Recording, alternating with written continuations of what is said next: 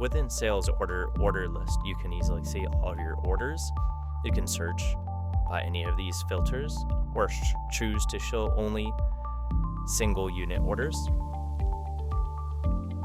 If you're not connected to a WMS, you can choose to ship out your own orders by clicking on the order you want and then simply ship the order. To create a new order, choose actions, choose to do a new order, import order, create a label, edit order, cancel, or you can see the raw data.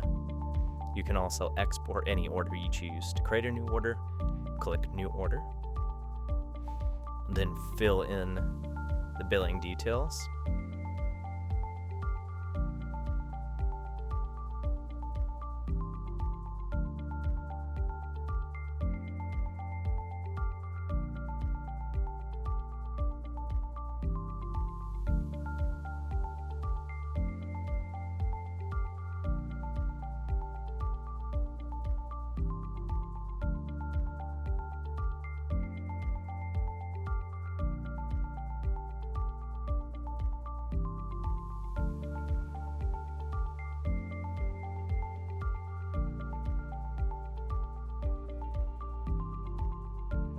You can then fill in the tax rate, the carrier, add your new product.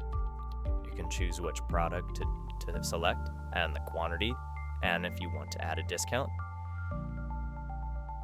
The requested ship date, the channel order number, reference number, and then you can simply save the order. The order will be successfully created. As you can see, my test order is right here. And then if I wanted to ship this order, I can choose which carrier it'll go by, which service, ground, and then also the tracking number. I can enter these details if I have them, and then choose to ship the order. If I need to edit or import the order, create the label, or if I need to cancel,